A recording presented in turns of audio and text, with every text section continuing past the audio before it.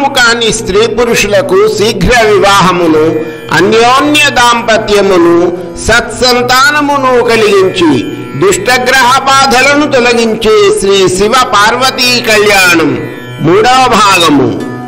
మహాదేవుడైన ఈశ్వరుడు తన తపస్సునకు అంతరాయము కలిగినందుకు ఆగ్రహించి తన మూడవ కంటి మంటతో మన్మధుని భస్మము చేయడమే కాక తన ప్రమథ గణములతో సహా ఆ ప్రదేశము నుండి అంతర్ధానమైపోవడము, జగన్నాథుడైన పరమేశ్వరుని తన భక్తగా పొందాలన్న కోరిక తీరకపోవడంతో నిరాశ చెందిన పార్వతి పరమేశ్వరుని కృపకై తపస్సు చేయాలని నిర్ణయించుకోవడము, కొన్నాళ్ళు ఆకులను మాత్రమే తిని తరువాత వాటిని కూడా తినక మరికొన్నాళ్ళు కేవలము జలమును మాత్రమే స్వీకరించి కఠోరమైన తపస్సు చేసిన తరువాత ఒక అద్భుతము జరిగింది అని మనము గత భాగములో తెలుసుకున్నాము.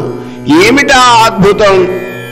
ఆ విధముగా పార్వతి తపోనిష్టలో మునిగి ఉన్న రోజుల్లో ఒకనాడు లేడి చర్మమును, మొదుగు దండాన్ని ధరించి బ్రహ్మ తేజస్సుతో ప్రకాశిస్తూ ఒక బ్రహ్మచారి పార్వతీదేవి తపస్సు చేస్తున్న స్థలమునకు వచ్చాడు. పార్వతీదేవి ఆయనకు ఎదురెళ్ళి సగౌరవంగా ఆహ్వానించి సపర్యలను చేసి ఆశ్రమానికి తీసుకుని వచ్చింది. విధి విధాన పూర్వకముగా పార్వతి చేసిన గౌరవ సత్కారములను స్వీకరించి కొంతసేపు ఆయాసము తీర్చుకుని వాని వలె నటించిన పిదప ఉమాదేవిని చూస్తూ ఈ విధముగా మాట్లాడడానికి పూనుకున్నాడు బ్రహ్మచారి. నీవు ఆచరించుచున్న యజ్ఞ హోమాది కర్మలకు సమిధలు, దర్భలు సమృద్ధిగా దొరుకుతున్నాయా? ఇక్కడ జలము స్నానయోగ్యమై ఉన్నాయా? నీ శక్తి అనుమతించిన మేరకే తపస్సు చేస్తున్నావు కదా. ఎందుకంటే మనిషి మనుగడకు శరీరమే ఆధారం. మనకు శరీరం లేకుండా మిగిలిన అవయవాలు, ఇంద్రియాలు ఉండలేవు. శరీరమాద్యం ఖలు ధర్మ సాధనం అని పెద్దలు చెప్పారు. అంటే ధర్మ సాధనానికి శరీరమే ఆధారం. నీ తండ్రి అయిన హిమవంతుడు నిన్ను కుమార్తెగా పొందడం వలన పవిత్రుడైనాడు. నీవు ధర్మమును అనుసరించడం వలన నేను ధర్మమే గొప్పదని గ్రహించగలుగుచున్నాను. సుందరి, నన్ను పరాయివానిగా భావించకు. నీతో ఇంతసేపు ఏర్పడిన స్నేహము చేత గొప్ప సహన గుణం కలిగిన నిన్ను ఒక విషయము అడగాలనుకుంటున్నాను. చెప్పదగినదైతే సమాధానం చెప్పు. నీవు హిరణ్య గర్భుడైన బ్రహ్మవంశంలో పుట్టినట్టి దానవు. 3 లోకములలోనూ రాశీభూతమైన అందగత్తెవు. సౌందర్యము రాశిగా పోసి సృష్టింపబడిన అందగత్తెవు. ఐశ్వర్యము కోసము నీవు ప్రాకులాడవలసిన అవసరము లేదు. యవ్వన వయస్సులో ఉన్నదానవు. ఏమి ఆశించి ఇంత కఠినమైన తపస్సునకు పూనుకున్నావు? యవ్వనములో ధరించవలసిన ఆభరణములను విడిచిపెట్టి ముసలితనంలో ధరింపవలసిన నారబట్టలను ధరించుటకు కారణమేమిటి? పోని స్వర్గమును కోరి తపస్సు చేస్తున్నావా అనుకుంటే నీ తండ్రి పాలనలో ఉన్న నివాస భూములన్నీ కూడా దేవతా విహార స్థలములే. ఇక వరుణి గురించి తపస్సు చేస్తున్నావా అనుకుంటే నీ వంటి నారీరత్నమును ఎవరు మాత్రము కాదనుకుంటారు.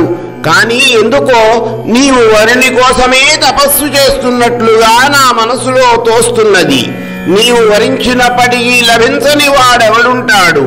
ఆహా, నిన్ను ఇంతగా కష్టపెడుతున్న అతడెవరో కాని తన సౌందర్య గర్వంతో నిండిపోయి ఉన్నాడని నేను భావిస్తున్నాను. ఇటువంటి స్థితిలో నిన్ను చూసిన వానికి వనికైనా మనసుకు ఎంతో బాధ కలుగుతుంది. ఓ గౌరీ, ఎంతకాలం నీవిలా కష్టపడి తపస్సు చేస్తావు? ఇంకా నీ తపస్సు చాలించు. నేను కూడా తపస్విని. నేను నా తపస్సులో సగభాగాన్ని నీకు ధారపోస్తాను. అందువలన నీవు కోరిన వాణ్ణి నీ భర్తగా పొందవచ్చును. అతడెవరో నాకు చెప్పును అని అడుగగా పార్వతి సిగ్గుతో తాను చెప్పలేక ప్రక్కనున్న తన చెలికత్తె వైపునకు చెప్పమన్నట్లుగా కనుసైగ చేసింది. అప్పుడు ఆ చెలికత్తె బ్రహ్మచారితో ఈ విధముగా చెప్పింది. ఓ బ్రహ్మచారి, మా పార్వతిని గురించి తెలుసుకోవాలని నీకు ఎంతో కుతూహలంగా ఉన్నది. సరే, వివరిస్తాను, విను.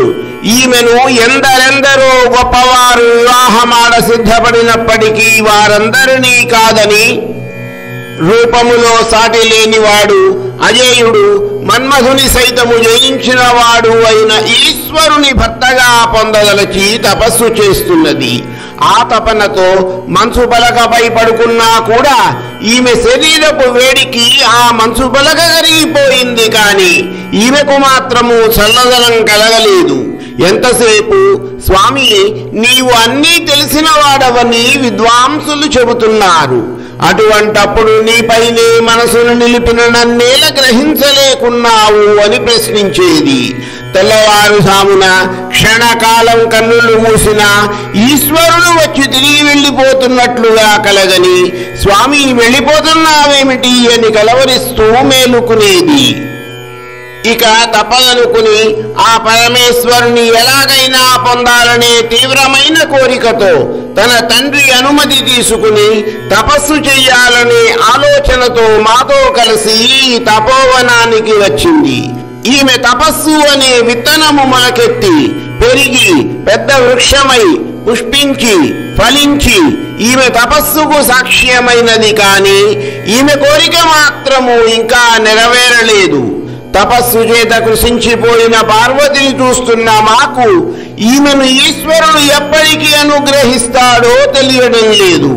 ఈ విధముగా పలికిన చెలికెత్తె మాటలను విని ఆ బ్రహ్మచారి పార్వతితో, నీ చెలికెత్తె చెప్పిన మాటలు నిజమేనా అని ప్రశ్నించాడు. అప్పుడు పార్వతి ఆ బ్రహ్మచారికి నమస్కరించి సిగ్గుపడుతూ ఈ విధముగా చెప్పింది. ఓ విద్వాంసుడా, నీవు విన్నదంతయు సత్యమే. మహోన్నతమైన పరమేశ్వరుని పొందడానికి తపస్సే తగిన సాధనం కదా. ఇంత తపిస్తున్నా కూడా ఎందుకో తెలియదు, కాని ఆ మహాదేవునికి నాపై కరుణ కలుగడము లేదు.